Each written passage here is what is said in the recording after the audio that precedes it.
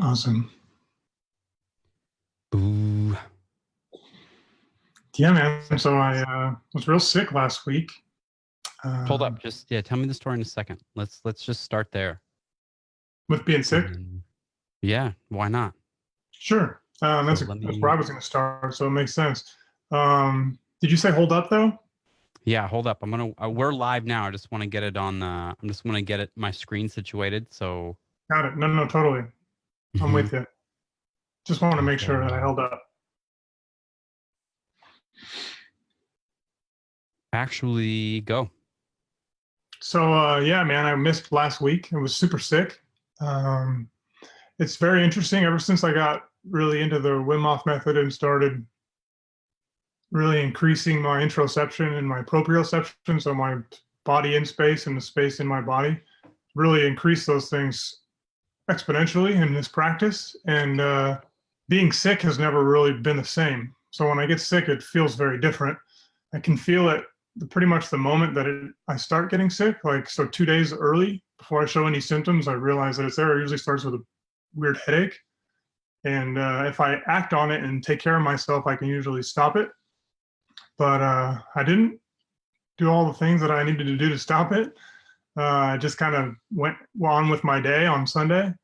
And then on Monday, woke up, or Sunday night, woke up in the middle of the night with this crazy headache, and then spent the whole next 4 days being super sick and shitty. Just really super exhausted, and like brain fog was really all I was going through. What'd you learn? That I mean, it's the same thing as I always learn when it comes to listening to my body. If I start to feel something and I know what to do, then I ought to do it.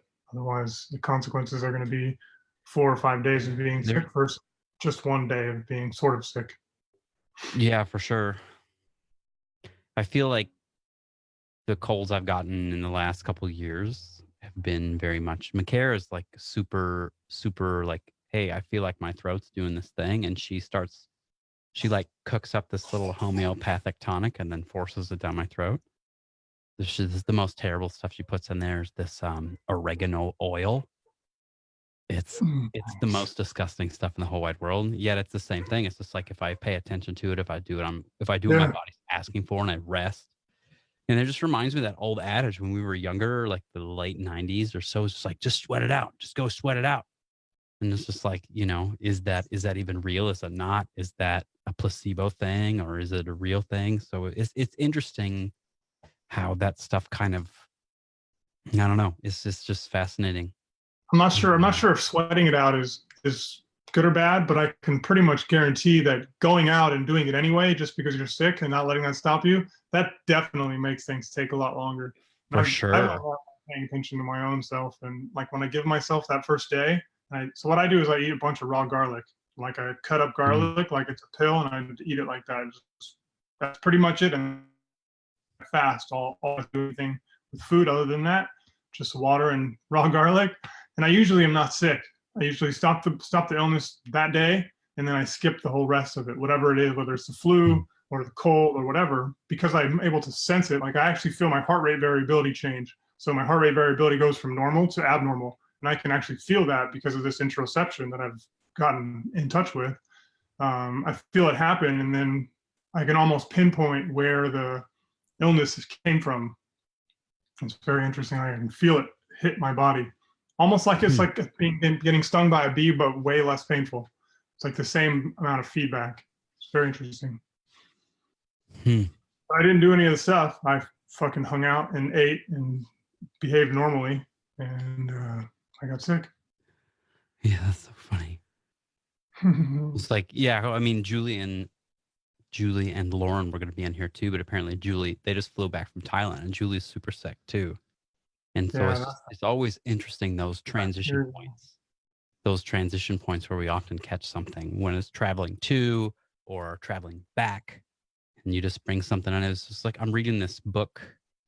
I'm reading the Expanse series. This is sci-fi stuff, but they talk about colonizing. I like the show, I like the TV show. Dude, the books, I just finished the 4th book. Mind blown away. It's so amazing. It's so well written. It's just so well written. You know the cool thing, and I didn't even realize this. So I just finished book 4, and like starting book 4, I found out that James S.A. Corey is actually a made-up name of 2 authors that put their names together and like use some initials.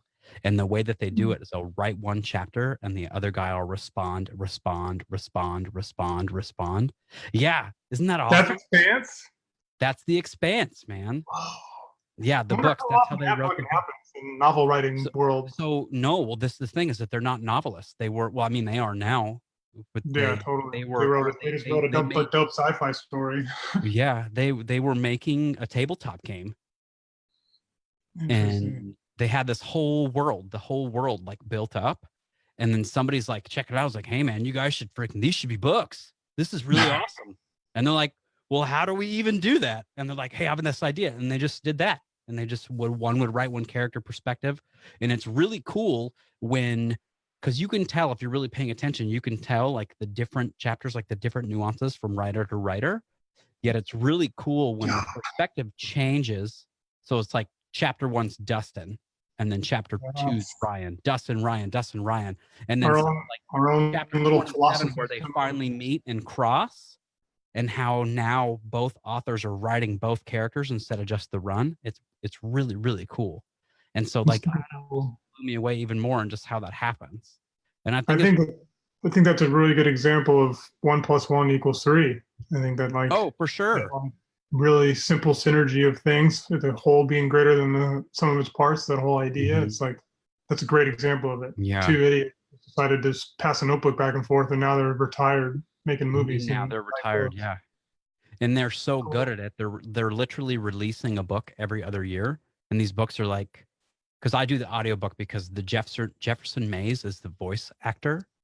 And so I've watched like the first season and a half of the TV show. And like in conjunction with me reading the books, like I read the first 2 books and then I watched the TV show like up to the first book. And I just enjoyed so much more the way that I could imagine it than the way that it was put on a screen for me that I stopped with the show and just stuck with the audiobooks. And so Interesting. I watch that stuff. Yeah. And so that's just been, and one of the things that's most challenging for me with a TV show is that 2 characters, like a really important scene, they like meet, and then the dialogue, they're just talking so fast. Like, man, it feels like, hey, we really have to talk fast. We got to compress this entire scene into this little bit of time. And so it's just something about with the book and it just taking so much longer to get through it, but it just seems like you're just really able to flesh the story out. And not even so much that the words on the pages are any more graphic than they are on the screen. It's just that if I'm only able to read a half hour a day, then that half hour really sits with me. And then over the 24-hour span, when I'm waiting to get to the next part, like I'm just building that in my mind. And so, and I play tabletop on the weekends too. So it's like one of the reasons, it's like my imagination training, you know? And so that's one of the reasons I really like to get into it too. And so the audiobooks, especially the fiction stuff has really been really been talking to me lately. So it's That's super fiction because I only listen to nonfiction. I only listen to like tell me about the brain or how to do this weird thing. right. So I need to get into some. So I think about that a lot when I read because I will alternate. And right now I'm struggling to go back because the 4th book like ended so awesome and I want to start the 5th book. So I'll read like one fiction book and then like I want to read like Salt, Fat, Acid, Heat. But one of the things too is that I've learned so much as far as aha moments go from fiction books because I believe that the people that write them are like really sharing a piece of themselves. So in a way, they're not fiction anyways. And I don't know, that's just one of the things to me They that's can trigger you on a higher emotional level because you get they can invested. trigger you on a higher emotional level because you're Invested. using all this power to create this space that they've put in words. That they filled. They're literally picking up real estate in your brain, literally. Literally, yeah. And so that's Wow, been one that's of so the most interesting. interesting things. Yeah, it's just been fascinating to me to do that. And so, like, I was reading this book on branding, like story brand, like it was called Story Brand, is what it's called, like how to make your customer like the hero of their story and stuff, and how to write your copy. And then I finished that, and then I start The Expanse, and I'm like, feel like I work more and work better when when like my brain's like up and high and a buzz from like the storytelling. And I'm such a storyteller in my business too. So in a way, it's just interesting. So some people, some people want to read the 15 Laws of Leadership. Some people want to read The Expanse. And it's just, I think whatever works for you and whatever Mhm. helps you, I don't know. So it's been one of those fascinating things that I really, really pay attention to. And, Are you open for a book recommendation? always. Is it the one that like this one you gave me? I think I don't know if it's the same one that you gave So me a I'm couple going to weeks talk ago. about it this time a little bit Yeah, go longer than for I it. did the last time. And I think that it really coincides with what you were just saying. The state that you talked about creating this, you built, like we talked about, massive beachfront property because you've been reading The Expanse, right? It's massive Mhm. amounts of bandwidth in your brain's taken up. And you get an emotional experience from that. And having that world exist above your shoulders and like having emotional experiences and then like we talked about that being I don't know, a bigger capacity than most things because you have so much invested, so much bandwidth. This book, Stealing Fire, uh, is about that state of consciousness. It's about Mm. all non-normal states of consciousness and specifically about peak performance consciousnesses. So it talks about all the different types of altered consciousness. So from drugs to starvation, as well as uh, peak performance types of mental states. So, like a SWAT member, for example, or a SEAL Team 6, these guys are able to turn it on like a switch, and now they're in the zone. They can operate in this way that allows them to do things that most people can't do, and in a way that most people can't do. And so, this book is about all of that. And so, if it's time to switch to nonfiction, it might be nice to read a book that's about the state of consciousness that you're talking about enjoying while reading uh, fiction. I'll take on a fiction book. I'll start a fiction book Dude, I'll this shoot week. you the first book of this stuff for sure. I'll tell you Do what, and I'll start Stealing Fire because it's in my list, and I you haven't, think I should I start haven't. Yeah, I'm Expanse? in the middle. I've been like pushing off book 5 because sometimes too, like, because it's like any good book is written, like it's like building story, it's ramping up, and then like it's a 20-hour long book, and the back 10 hours just intense back and forth, between these two guys writing these chapters. Like it's like an intense tennis match. Like I'm going to serve you this, and how are you going to match me? And so it's really, really, Crazy, and then I get man. done, and I'm like, take a break because I just went through. So it's done. I'm looking at my Audible right now. It's bumped to the top of the list. All So right, so I'll fair, start yeah. Expanse. I'll start book 1. I've already watched the show and I fucking loved it, but I watched it a while ago when it first came out. So I pretty much have forgotten everything. So it'll be great to read it. Yeah, Rather it's really audible. cool. I'm not gonna read Yeah. it. I don't read shit. I listen to lots of shit on tape though. Yeah, it's funny because it's every single time in my life that I've had like a massive shift. Like there was one last year in January 1st, and it happened to be I guess a nonfiction book. It was just called I Hope I Screw This Up. But like I was reading The Expanse like for the first book, like at the same time. Like I started these books last year. And then when I go back to about the time that we met, like what was the book I was reading? Some nonfiction book then too, or fiction. And then when I go back to when I was 27, I read Choke by Chuck Palahniuk and Ishmael by Daniel Quinn. And like these fictional books, just something about the way that they just crafted this fantasy, not necessarily meaning like Tolkien or anything like that, but it's just really interesting. So you've got my attention with the Stealing Fire that teaches why my brain does it and why it attaches to it so well, and why that's the kind of stuff that is able to teach me the most, I guess. And I Well, think, yeah, it causes a yeah. peak state of consciousness. So you make Mhm. neurological connections that haven't been previously made, and I think that's what having that massive story. I think you nailed it right on the head. The reason that fiction novels do that is because you use so much processor to create this world, and that's neuroplasticity, man. The brain neurons are neurons, and they can be used for various things. And the more you Mhm. use all of them, the more easier they can work together. So it's like you give that real estate, that bandwidth, and then other shit happens in those neurological connections, man. And then you have this aha moment, and you invent a company, or you Yeah, change for a life, sure. or you make a baby. Like all these things, these peak choices.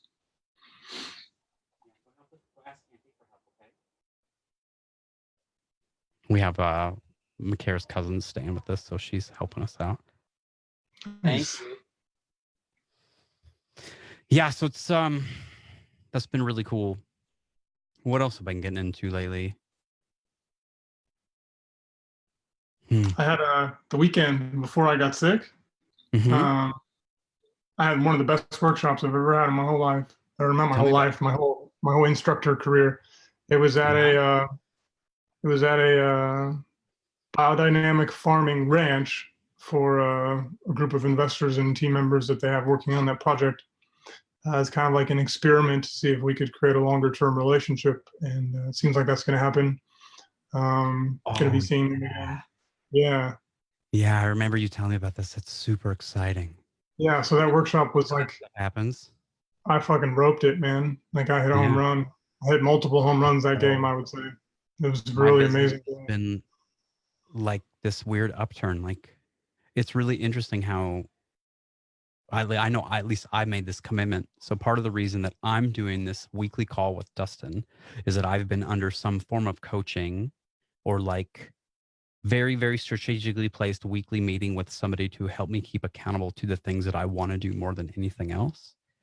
And as of like the 31st of December, I was like, or 28th of December, I was like, I'm done. I'm taking all of 2019 off. I'm doing this solo. And so in this conversation with Dustin, and we've decided to do these weekly calls, is just been like, hey, like I'm making this thing. This is going to be our therapy per se. We're going to hold each other accountable. And I know a lot of people do like this weekly, like the weekly calls, like battle buddies or whatever for New Year's to like keep us up with the goals. But I think one of the things that's most powerful about this is that we're showing up with no agenda instead of like this hyper agendifying everything. And the more that I'm able to just let things go and let things flow and just plant the seed and then walk away from it, knowing that it's cared for with whatever it's there, whatever's left for it. It's just so many great things have been happening like this last month and a half, I guess 42 days. It's just been this, yeah, it's day 42. So it's just like this, it's been really, really fascinating to see how it happens and to really, I don't know, whenever you tether yourself to something, you give that something you tether it to part of your responsibility, I believe. And so then by us doing this, but then it's just really interesting because now it's like, I guess with that, I'll ask this question to see what you think. Are we tethering our responsibility to each other then? Now that I think about that out loud. I don't see it that way. I feel like when we share a goal or we share something that we're working on or something like that, it's a very unattached share. Like I'm not looking for you to actually hold me accountable. I'm not looking for you to ask me about it, and vice versa. I think it Mhm. feels it's more so I'm going to give you this piece of information so that it exists outside of me. I know it's in a safe Mhm. place that even if I were to completely do the opposite of what I just said, you don't give a fuck. And Nope. so I'm giving you this thing that you can just hold on to. And then just that like shared consciousness of awareness, me knowing that it's in the universe, I'm more likely to be held accountable. It's like a Yeah, for sure. I told you a long time ago that you ended up not working out for reasons I don't even remember, but I told you that you were my assistant in my workshop. Yeah. I remade my workshop at one of the basics, and you were my assistant. I'm pretty sure I told you that already. Hmm. Things didn't work out. It ended up being a totally different situation, but you were my spirit animal for a little while because that's really what that was. Um, and so it's very interesting. Now here we are. Here we are. Oh, it's funny, man. I don't know. It's so funny. Hmm. It's great. I just had something. Mhm. I don't know. You're a big It'll come uptake in back to business. me. I think we both shared this similar Mhm. experience in our business. Yeah, My you business, should take. my next workshop's completely sold out, and I have 8 people on a wait list, so it's like totally Yeah, that's my full. next step is to start getting people on the wait list. That's where I'm at. Is to get people on the wait list Cool. and Cool. to really start. It's been really, really interesting how easy it's felt to really get people in front of me, regardless whether they're going to be clients or not, and just say, hey, what about this? And it's like, and it's like, cool. That's all you need. Like, it doesn't have to be. And I think really one of the things that's, and this is like with me severing a tie to a coach as well. And where it's like all this systems and frameworks and stuff in place and do this and do that and da da da da da. is that by releasing that and really, really acknowledging for maybe the first time, like actually, and this is something you're very familiar with, this doesn't have to be difficult, like suffering is optional. And to really, and even to just be that with clients, somebody brings me something that's like, oh my goodness, there's this and there's this and this. And I know that there's like these 4 things you wanted me to do. And then it's just kind of like, forget about all that stuff, even though it was assigned. Like if it's bringing up this other things, like maybe the purpose of the assignment was just to bring this one thing up. And now we can push this aside and just work on this. Because obviously this is here. Obviously it's placed itself in front. And I want to give people, and I don't need to give people permission, but this is me, things I say to myself, right? Like giving myself permission to just have the priorities of my life, which is family, business, and Dungeons and Dragons. And just allow waking up in the morning and the things that I see, oh man, that's kind of a cool idea. Does that have to do with one of my top 3? And if it does, then I do it. If it doesn't, be like, nope, it's not for me. It's just not. Like it was like walking through Best Buy the other day with my son, just because like once a week we'll just go out and do something random. We just went into Best Buy and we'll get like sodas because we'll freaking feel like doing it because it's whatever. And then we'll just walk around Best Buy and like look at 70-inch TVs because we don't have a TV at the house. So it's just kind of fun to look at them every once in a while. And like this video game, you're like, that looks freaking cool. And then you're like looking at it on the internet and I'm like, wait a second, what am I doing? This has nothing to do with my top 3. And then it's just gone. Like it was cool to experience that desire and that want, but then it's just to be able to check in and be like, nope, this has nothing to do with family, business, or Dungeons and Dragons, and just push it off. And then it was just it's kind of a really nice way to get a free roller coaster ride, man. Like, yeah, for sure. I love that analogy. You're not waiting in line. You're not even doing any of that. You're just getting right on and getting right off, and that's it. And you didn't pay no money, no nothing. It's very interesting. Oh, that's a fantastic analogy. That's what it feels like. It's great.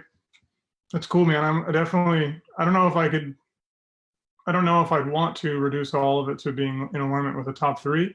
However, I definitely want to think on that and see how I can find the roller coaster and release it right away. So recognize it for what it is and just know that I'm not passionately connected to it versus like actually putting it in a rank and file. Because I don't know if I'm in a point where I'd want my top 3 to be fixed. No, for sure. So it's actually a top 5. True. Sure. It's family. I remember it's a list thing. Or other people, right? And I love lists. So lists really work for me. And that's one of those things too, like with clients, and this is a very good example. I assign a list of some form on day 1, like almost all the time. And over half of my clients reject the list. And so it's a really interesting exercise for me because I love the list. Yet in the rejection of the list, it always comes up with this other thing. And so some people really like it and some people don't. But it's like one of the things I keep assigning. Still valuable. It always brings up something. It always brings up the next step, whether the list is accepted or rejected. And so for me, it's really just family, which for me is 4 other people, like my son, my wife, my 2 daughters. And so that's a huge chunk and it takes up a lot of my time. And then did you freeze up? No, I got you. Just closing your eyes for a moment. And so the second one is my business, which also is huge. And there's a lot of moving parts. And then like yoga and Dungeons and Dragons like compete. It's like my 3 and 4, and then my 5 is like squirrel. Like something cool comes up that can I fit this in here? Yes. Okay, cool. I'm gonna go do it. Can I? No. And so that's just what works for me. And it's just And so my good friend Tara Long, who was my business partner last year, we helped create the retreat. She came over this week and we did some it's like alignment work. I don't know if she has a specific title for it. She asked me all those questions and it was like, what do I want Charlie to go out into the world and be able to do more than anything else? And it was like freedom of expression. And then what do you want the world to be able to do, like on a global scale? It's like, oh, freedom of expression. I want people to be able to talk to each other. I want people to be able to say stuff that's triggering and then people to be triggered and them to still feel free to express even though they're activated. And so like that was my thing. And so like those 4 things all hooked my list. And so that's like how I also, because 4 months ago, the list was different. And so I update the list often. And if the list, yet the freedom of expression thing is this in alignment with that? Is the way you're operating inside of your family in alignment with your freedom of expression and the way you want them to freely express? And I get checked hard on that a lot because I'm a very, like, I love to talk and I love to monologue like the villain from a Bond movie. And so it's, yeah, so it's been a really interesting exercise to really check in with that, to find out like what my highest values are. And because it's way different than it was 5 years ago. When I first did an exercise, it was like, what's your highest value? And so, yeah, and that's just because my family takes so much of my time. Like I used to play a ton of video games, which I loved. I used to spend 20 hours in the gym, which I loved. I used to, go out late at night, and I'm not able to do that. And it just, so the list. How do you organize, or do you even attempt to? Because for a really long time, I attempted to not organize at all. And then I found out that I really needed that in my life as of recently. Yeah, I wouldn't say that I organize at all, so much. I think that I rely a lot on, perhaps too heavily on, like the organic inspiration. And so Mm-hmm. I've gotten really good at triggering organic inspiration, setting up the room. So like almost like a ritual or whatever. So I can trigger trigger that, burst of inspiration, but that's not always, or very often, not effective. However, when I'm in that state of inspired, I can do like really close to my maximum potential with very little effort. However, if I don't have inspiration and I really push myself, I can do a very good job, especially if there's like pressure or something. I can do very well at something. However, it's very taxing and expensive on my spirit, I would say. Mm-hmm. So I think that my organization is like based on like what's closest to me, what's most important, what's in my present. That's my first most important field of view. So what can I see, what can I touch? And then the next is like whatever more people are depending on me for, whatever deadline is approaching, goes from work to family, and it's very constantly shifting. But yeah, it's what's in my present and what am I inspired by, and or what am I inspired to. I think You organization know, would be probably pretty useful. well, so I actually think that ours is very, very similar. Because when I go to work for clients, I don't have a workbook of what we're going to do first. Like I never, and I tell every single one of my clients, I don't do the first thing. It's never the same. I ask a similar question to start stuff, but it's just to find out what we're going to do. Because I don't know, like going into it. And I think you said it, it's like, what's closest to me? And my priority list is what do I attempt to keep closest to me, i.e., Mm, family, business, and those other two things, yoga and gaming. And so those are the things that I intentionally keep close, if that's even a thing that we're able to do. And and then what inspires me within those things. And it's like I said, like I went to Best Buy in this game, like I felt inspired by it. Like I was like, he's like the guy was telling me that, he's like, all the backgrounds are hand painted. I was like, whoa, that's cool, because I'm like all into art and like people really creating and putting themselves out there. So that was really cool to me. And I felt really inspired. Yet to give my energy to it any more than feeling that inspiration, just like, oh, I mhm. appreciate that. And I think you and I've talked about this Off in the roller relation, coaster. is just, yeah, that roller coaster, or even just, I think you can admire a 75-inch TV with a really cool video game on it the same way you would admire a beautiful tree or a flower.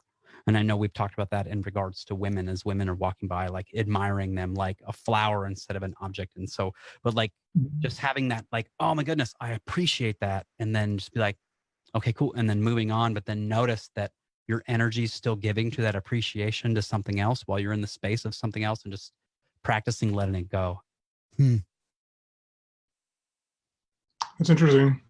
Mm-hmm. Yeah, I think I would benefit. I guess it's really fucked up and impossible for me to say. However, I think that my life might resemble a little more normal if I had a better filter on my inspiration and knew when to get off the fucking roller coaster instead of just get on it again.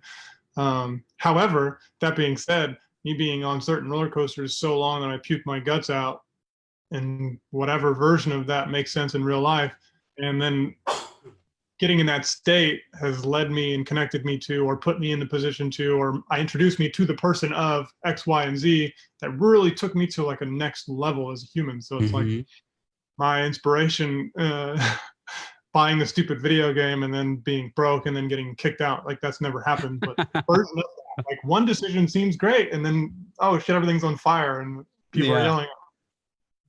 That's happened many times. Some version of that. So, oh yeah, so but the many step times. after the fourth step, where it's like dust is settled, smoke is cleared, and there's usually a most people make a distinction between the two spaces. But the thing that happens after, as a direct result of this thing, has been such a life-changing, altering, expansive experience for me. So it's like, you like that. It's been really interesting, man. It's like there is not a single stone on the path that's a bad stone. Whatever you're stepping on, it's really not. And I think that's one of the most valuable things people can learn. And so I say this a lot, that we are always doing our best based on the experience we have and the level of awareness of self that we currently possess. If we could have done better, we would have. If a baseball player could get to the plate and hit it over the fence every single time, he would. You know, and maybe that's a benign analogy or whatever, but it's just like just like you said, like how many times did I make a decision for it to just like everything around you is like burning down? And it's like, how many times did I go into Best Buy and see a video game and be like, oh, I'm buying that, and then just give my energy to the thing instead of, you know, walking away from it. But it's like, it's taking it. How many fires has it taken to get to this point where you're able to be like, I'm not lighting anything on fire today. I'm just not going to do it. I'm out of here. Bye-bye. So it's very interesting. Yeah, it's super interesting. And just to be able to acknowledge that and be okay with it. And then you get to be stoked about all the mistakes that you made. Yep. Because it's like, I didn't light any fires today. No fires for me. Oh shit! And I saw the smoldering happening, and I put it out and walked away. Yeah. I saw it happen. It's like, no, we don't need this. You're like, oh, this like is some cool. oil on it. Yeah, 75-inch flat screen. Yeah, that's cool. You're like, I've smelt this before. Hold up. Oh yeah, I see what's going on. Cool. I'm gonna go back to go back to the stuff that, you know, it's like that is real. Yeah. And like that's why I've got like that number 5 space is like that squirrel space. Like, what do you want to go look at today? Just to, and I think too, like when Tanner and Darren were on here, we were talking about just checking in with yourself to make sure we're not full of shit. Yeah, howdy A7, Greg says. Yeah, Greg, that's definitely a squirrel item. It'll make you happy, I promise. Audis are awesome. That's an exception. Oh, you know Dave Gieselman? Is he one of your friends on Facebook? He put this post on here the other day. He's like, he's a personal development guy. He's a coach. He's a really smart dude. But he also acknowledges that he has several thoughts that he knows are completely illogical and completely like just, you know, and then the example he brought up was like, why couldn't Burt Reynolds just make it work with, what was her name? Whoever Burt Reynolds was married to. And it's like he wrote this dialogue between back and forth with his wife. And he's just like, you know, I know this is illogical and I know that the thing's what I'm saying, but it's just like, why couldn't you just do it? You know? And so it's just like funny how we'll force that often a lot of times. And why couldn't we just do it? Well, if you could have, you would have, you know? Because you didn't want to. Because you didn't, yeah, because deep down you really didn't want to. I didn't want to. You know? Otherwise you would have. Don't play video games on a 75-inch flat screen until your eyes bleed, Steven. Don't do it. No, don't do it. Yeah. Return to 75-inch TV. Video games and flat screen TVs was one of the many reasons why my past relationships didn't work. It was one of the many reasons. It gives so much energy to that. And Did I ever tell you the story about how we got rid of our TV or why we did? Maybe not. Refresh me. So, McCare, I used to have this Bose surround sound system and like this really sweet TV and everything set up. And McCare was obsessed with like, she was having one of her mornings. Charlie was like 6 months old or something. And she was having a morning where she felt like she had to organize every single piece of everything in the house. And so she's got a staple gun and she's attempting to staple the Bose cables into the back of this to the entertainment center to like keep them off the ground in this massive mess. And she stapled one and I don't even think she realized it. So I come out, like I wake up early and I would usually get up with Charlie. Like I'd let McCare sleep in and I'd get up early with Charlie and I'd come out and turn the TV on, just like automatically turn it on. And the Bose thing was like, this cable is broken, this specific cable. And I was like, what? I'm looking at the cables like, it looks, what do you mean it's just broken? How does the cable just break? What do you mean this? My TV, my surround sound, what's going on? And so then I was like, and I just turned it off and let it go. And then I came back out the next day, like turning it on, expecting a different result. And so for like a week, I'm turning off and on this TV that doesn't work because the cable's broken. And I'm like looking on the internet, this cable's proprietary. It costs like $75. And so I just remember I was like, how, man, Kara, this is so weird. There's just cable. She's like, oh yeah. She's like, I think I accidentally stapled one. And it's like, you didn't tell me this. And so then I was like, oh, well, I'll just sell the system. We don't use it for like, we don't have everything set up the way that it could be anyways. So why not just move it on? And then that same day I was like, let's just sell the TV too. And then that was a little over 2 years ago and we just haven't had one since. And it's been really awesome. It's been really awesome. So yeah. I think it's like a really good goal to live in a screen-free house. Mm-hmm. Yeah. At least TV screen. Mm-hmm. Well, I think the biggest thing is just that, like that waking up in the morning, grabbing the kid and just turning the TV on. Like we just don't do that anymore, you know? And so that's been really helpful. Or like maybe not helpful. It's been challenging, like in a healthy way, to have us, figure other ways to do. Like now I get up with Charlie and we go downstairs and I make breakfast and I make coffee. And well, just think about how many more hours of your daughter's life you got to be present for, man. Oh yeah, you know for sure. What I mean? Like, at the end of the story, like imagine if you guys had the TV and like there's so many years. You're gonna be old one day. You're gonna walk her down the aisle and you're gonna be like, I only spent 20% of my available time with her that I could have because we were watching TV for the other 70% or whatever. Yeah. You got high volume of hours that you got out of this relationship that you created with your wife. You got more hours out of it, dude. Like you're paying for it. You're paying all kinds of money, all kinds of time to have this kid. You might as well get highest return on your investment, man. And like getting rid of the TV makes perfect fucking sense to me, dude. Like super inspirational. Definitely want to think about that when I actually have kids and making like a real stand against it for that reason. It's cool. Return on investment. All the weird shit you probably did when you were just trying to entertain your fucking daughter and all you wanted her to do was be quiet so your wife could sleep, and you were just like, I got to figure this out, man. I can't just do this thing. So like you have to be creative. Those neurons we were talking about had to think of new shit. Like, how am I going to entertain this developing mind? That's super cool. One of the things, every Sunday morning, Charlie and I go out for breakfast. We go out for breakfast. We get the same exact thing every time. I get coffee. We get biscuits and gravy and sausage and eggs and oatmeal. And then Hearty breakfast. Yeah, hearty. Well, and then we share it. And then I get a coffee. It's like the one day a week that I buy like a $5 coffee.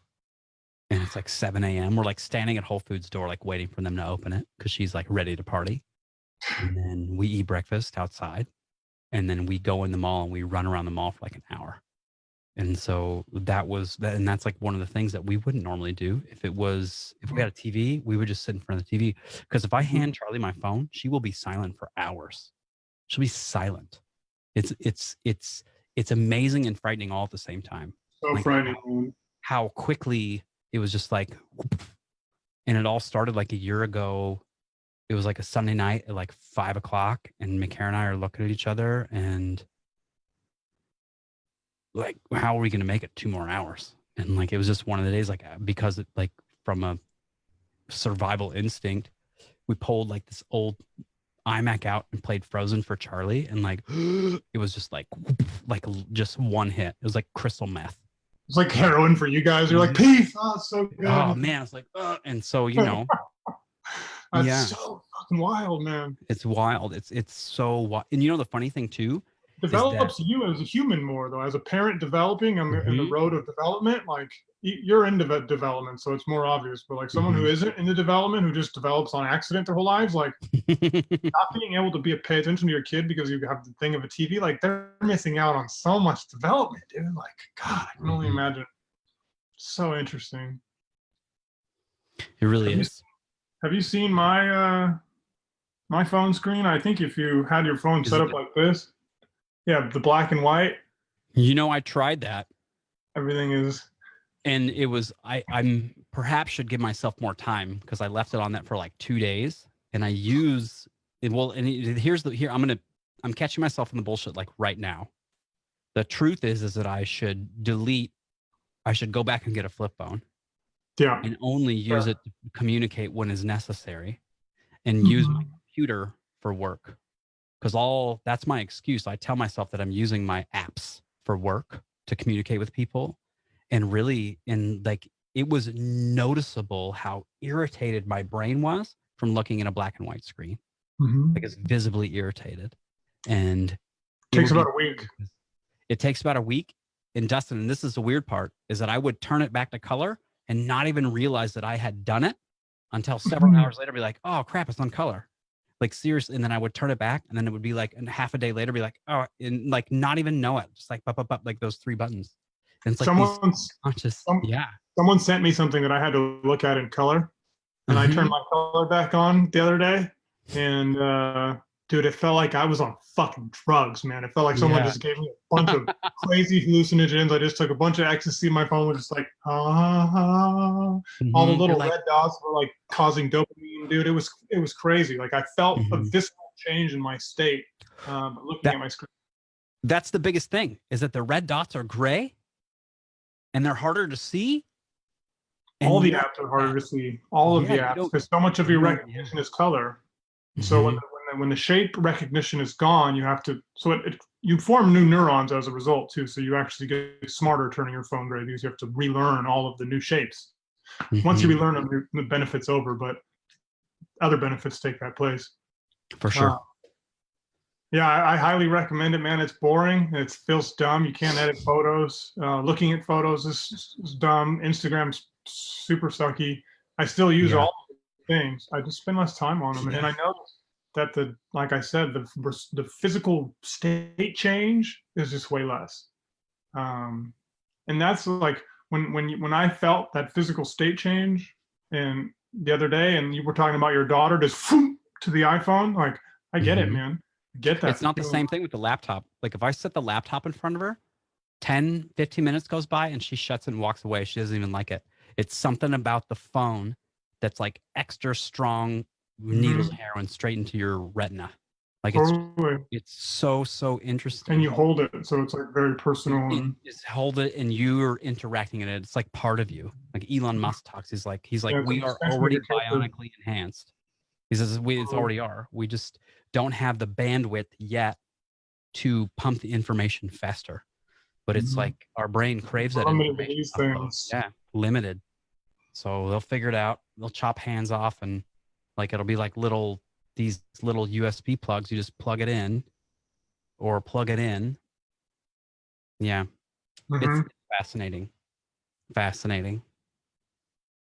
When you read that book Catching Fire, I won't get into so much detail, but when you read the book Catching Fire, you're going to talk about this. They're going to talk about this guy in the 70s who figured out that if you put tiny little ports inside of the human brain in the right spots, he could send a wire in, very small wire, and he could electrify certain parts, and he could trigger emotional responses. So he could trigger fear, he could trigger happiness.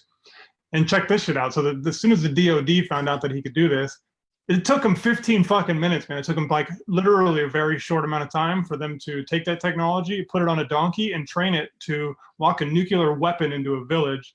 And they used it by the second it deviated from the GPS coordinates, it was fear and pain. And while it was on the GPS coordinates following the path, it was dopamine and reward programming. So it's like it took them that short amount of time to figure out how to weaponize something that's so amazing. And then that guy, he's the guy actually who invented float tanks. Years after he did that, he's like, the DOD's fucked. I'm totally out of here. I'm not doing this sort of thing anymore. Yeah. Super spiritual and invented the float tank things. Lynn, I think his name is. I can't remember, but you'll see. So the thing is interesting you brought that up because I was just talking about that to somebody today, that like a large percentage of, it's like 85-90% of high level military leaders are very specific. And I know Myers-Briggs is full of shit, but it's an interesting thing to look at and talk about. Like a very large percentage are very Captain Spock, like ones and zeros numbers people, systems and numbers. And it's really, really fascinating. The types, like I can just imagine like some freaking military scientist just like literally drilling holes in this donkey's head with probably no anesthetic or painkillers at all. It's just like tape there and like Clockwork Orange's eyes open or whatever. And how it's just very little. And in spoiler alert, but in the Expanse, they had this portion of the people that they cut off a part of their brain that like killed empathy, so that they could just care about science more than anything else. And so it's just very interesting, you know, what the military's application is and what they do. And when some military leaders like, yep, send 5,000 troops there. So you realize we're going to lose probably half of them. Yep, I get it. Send them. Like, you know, it's just like not even care. Like, this is what we need to do. This is the goal, blah, blah, blah, blah. Like, it's just really, really fascinating how, man, I don't know. It's really interesting how we're made up, like from person to person, and how some of us are highly empathetic and some of us aren't, and some of us really care deeply about people and emotions and feeling, and some people just don't. It's just really weird. Well, the funny part about that is everyone is capable of it too. That's the really, really strange part, is like when they found this out with people having strokes. So like just type A military douche nozzle who's like general 5 stars and wouldn't break a rule if his life depended on it, has a brain aneurysm or a stroke, and he loses this large portion of his brain. He has to learn how to walk again. However, once he learns how to walk and talk again, he's a completely different guy who feels totally, totally different about everything. Like this happened to a politician, this woman who was a conservative, had a stroke and woke up and got out of politics and now makes stained glass windows out of broken glass. It's like, whoa, this is super weird. There's a Harrison Ford movie about that, like from back in the early 90s. He gets like shot in the head. I think it's called Regarding Henry. And it's exactly that. Like he's a Fortune 500 businessman and he's all about making the money. And then his family never sees him. They're not connected. And then all of a sudden he comes home and he like loses his memory, but then it starts to come back. Like, as just like you said, he starts to walk again. And then like, oh man. And I think the first thing he remembers in the movie is like, I remember that we have gray carpet. Like that was like the first thing he remembers. And then he goes back home and these other memories start to pick up. And instead of going towards the former goal, it was just like entirely rewritten. And it's just fascinating how the ones and zeros happen to stack. Like when you were born, like, here you go. And here's your set of, you know, here's your nature, here's your nurture. And this is a perfect mixture that's going to make you you. It's just interesting. It's really interesting. The kind of the unfortunate part of that scenario is like an extensive amount of that system is your limbic system, and it's programmed from like 0 to 5 years old. And like most of that's like pretty much done and imprinted by the time you're 6. And like, so if you weren't set up right, if you weren't set up to recognize the world for what it is and didn't have the right human emotions encouraged and invited and recognized, if you didn't have all that, your limbic system could be totally ass backwards, and you will spend the rest of your life with that core programming. And if you don't choose to do a lot of really weird work to look at that, you're with that forever. But that's what gives me hope. That's what gives me hope, is that someone who has that has that stroke, they're a great example of what is always there. And that person, nothing changed within that person. They just were forced to use a different part of themselves. Forced to use different tools. Yeah. Forced to use a different tool, forced to use different parts of their brain and different neurons. So I think that, and I know that, and I believe that based on the things that I've seen and things that I've created, is that we can instigate those processes as well. We don't have to rely on a stroke to fundamentally change someone's thinking. We can create a peak state, an altered state, a high state, with an emotional expression, and put it in a nice container and create an opportunity for someone to access a totally new part of their brain and really shape their vision of the world differently.